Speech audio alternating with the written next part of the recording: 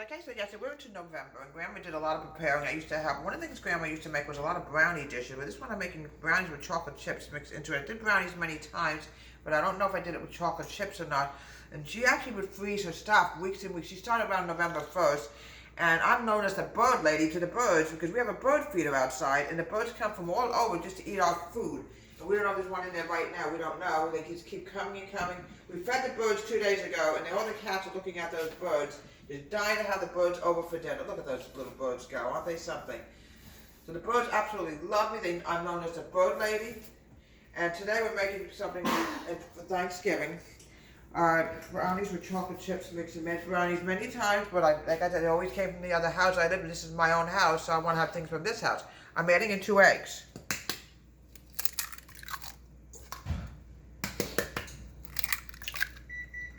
Yeah, I love November because a lot of memories with November. Operettas. Mittens. What else is in November? Veterans Day, Thanksgiving, all kinds of nice, wonderful, juicy stuff in November. 2 eggs, Misty. 1 cup of sugar. Oh, those cats will want to get those birds. We're going to mix this together.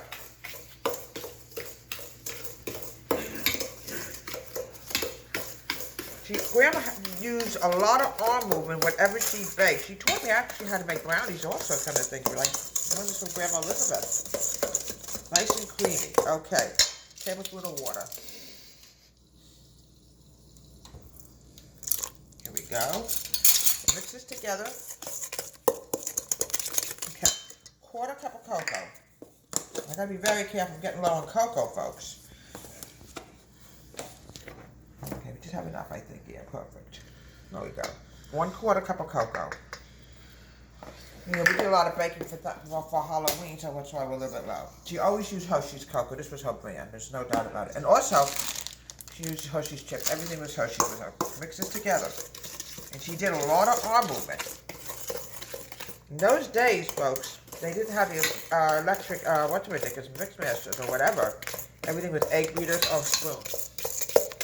Mix this together. We're going to get everything out.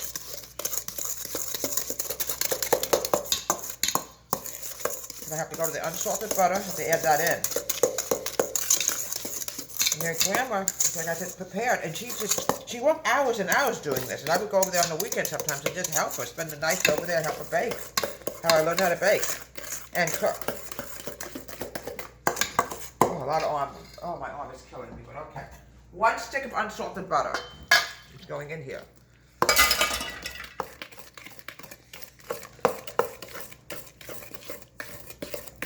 Here we go. You want everything mixed together because you want it to come out perfect. Except sometimes you would freeze her brownies.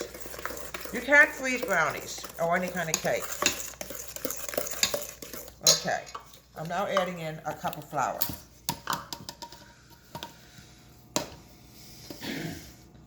Grandma's food always had a taste that I would never forget. And every time I walked into her house, that kitchen, you can, oh, smelled so wonderful.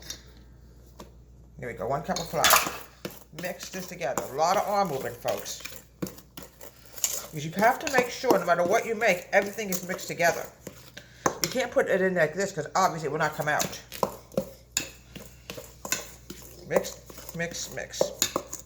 Grandma also had a bird thing, also about birds. I think she had like a bird bath, a bird house, and a bird feed. I think she had it also. Because I remember when I was in the springtime, there was a robin there. I used to have babies. I used to watch them every year when I went there. The baby birds being fed by the mama. Okay, now. Okay. I'm now grabbing my teaspoon. Make sure this is nice and clean. You don't want to take any chance. Grandma was very just so about everything, including my hair. And I sure miss that lady today. 1 teaspoon of baking powder. Always make sure your baking powder is fresh. Okay.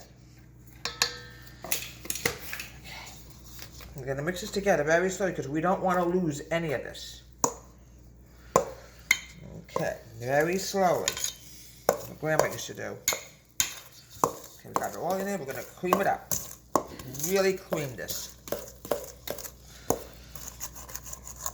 Okay, now I'm going to add some chocolate chips in here. Grandma always used to put wonderful surprises in her food.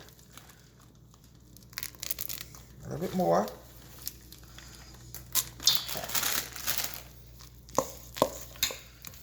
Oh, it's nice and chocolatey. Okay. Now we're going to put it into a greased cake pan.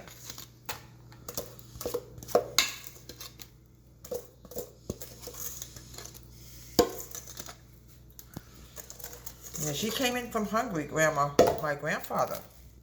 And I'm actually working on a family tree, which absolutely fascinates me. In this book, I'm going to be putting some recipes in there, pictures of stuff that she used to make also. The family tree book came to me. Actually, my son bought it for me. And it's going to be started on right after Christmas, a Christmas gift. Okay. These are going to be cakeable brownies, by the way. There's fudge brownies, there's cakeable brownies, there's all kinds of brownies. Okay, we're going to pop this in the oven and bake this for about 20 minutes.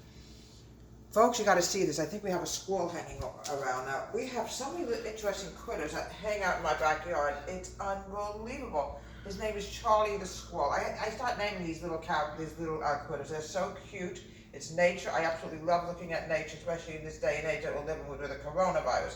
So here we have delicious, wonderful cake-like brownies with chocolate chips in it. I used to help Grandma make this. She actually taught me how to make this delicious recipe. Look how beautiful that came out. And she made it a couple weeks before Thanksgiving. I believe she probably froze her brownies. I mean, whether you should do that or not, I don't know. I never froze my brownies, so who knows.